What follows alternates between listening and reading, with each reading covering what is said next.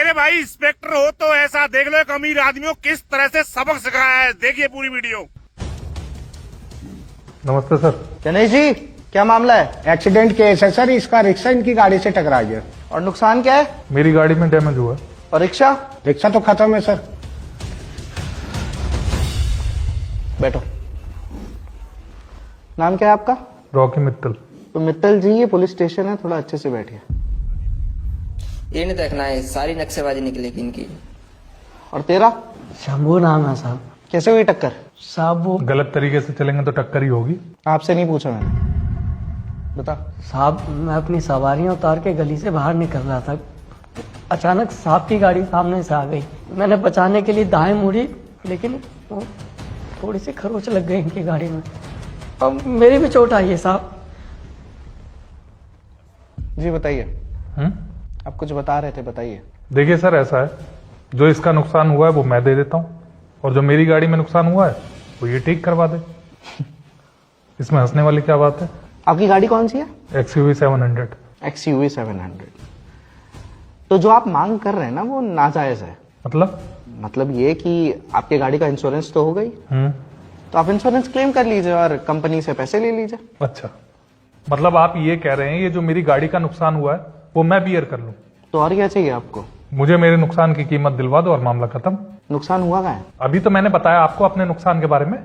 देखिए मित्तल जी, नुकसान आपका नहीं हुआ, आपकी गाड़ी का हुआ है। तो सर, गाड़ी को खरीदने के लिए मेरा पैसा, मेरी मेहनत भी तो लगी है ना। अगर इस एक्सीडेंट में इस इंसान की जान चली जाती तो क्या कीमत देते हैं आप इसके परिवार को? मैं क्यों देता, इंश्योरेंस कंपनी देती। तो उसी इंश्योरेंस कंपनी से आप अपनी गाड़ी के नुकसान का क्लेम कर लीजिए। वाह इंस्पेक्टर साहब, ये अच्छा इंसाफ है आपका। मतलब इसकी गलती की वजह से मेरी गाड़ी में टक्कर लगी, डैमेज मेरा हुआ, और आप तसल्ली भी मुझे दे रहे हैं। और क्या चाहिए आपको? मुझे मेरे नुकसान की भरपाई चाहिए, इससे पैसे दिलवाइए और इस मामले को खत्म करिए। कितने पैसे हैं तेरे पास? साहब 400 रुपए है मेरे पास। दे दे। सर क्या मजाक है ये? चलिए और दिलवा देता हूँ। तेरे अकाउंट में कितने पैसे हैं? साहब अकाउंट नहीं है साहब, गरीब आदमी। अरे तो मैं क्या करूं यार? रिक्शा लेके निकल जाते हो तुम लोग सड़क के ऊपर, भुगतना हमें पड़ता है। किसने बोला था टक्कर मारने के लिए अपने से गरीब आदमी को? एक मिनट सर, क्या कहा आपने? मैंने कुछ नहीं कहा। आपने मुझे इससे गरीब कैसे कहा? क्योंकि आपको पैसे चाहिए ना मित्तल जी। ये तो फिर भी गरीब आदमी है, हाथ जोड़े बैठा हुआ है। इसे पता है कि इसे कुछ मिलने वाला है नहीं। यहां तक कि इसे ये भी डर है कि कहीं इसे पुलिस वाले पकड़ करके अंदर जेल में न डाल दें। इसके रिक्शा का इंश्योरेंस भी नहीं है। आपकी गाड़ी का तो इंश्योरेंस है। अगर 10 दिन इसकी रिक्शा बाहर खड़ी हो जाए तो इसका घर भी नहीं चलेगा, क्योंकि कमाने का कोई और साधन है नहीं ना।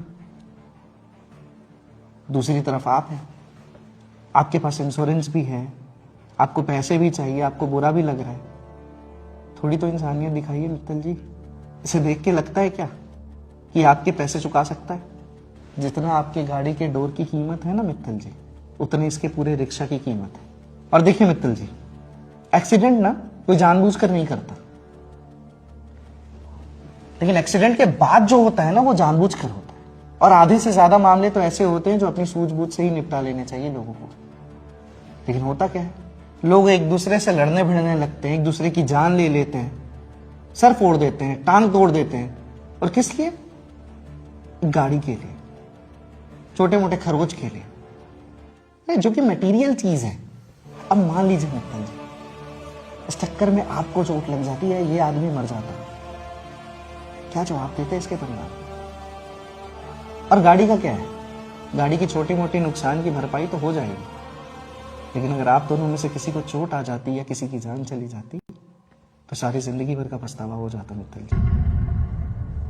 छोटी सी बात है, इसे खत्म करिए और आगे बढ़िए। जा। भैया चलो मैं ठीक करवा देता हूँ तुम्हारी रिक्शा। और थैंक यू सर, इतनी गहरी बात समझाने के लिए। सुनिए, अच्छा लगा कि आपने बात को समझा। उम्मीद करता हूँ बाकी लोग भी समझेंगे।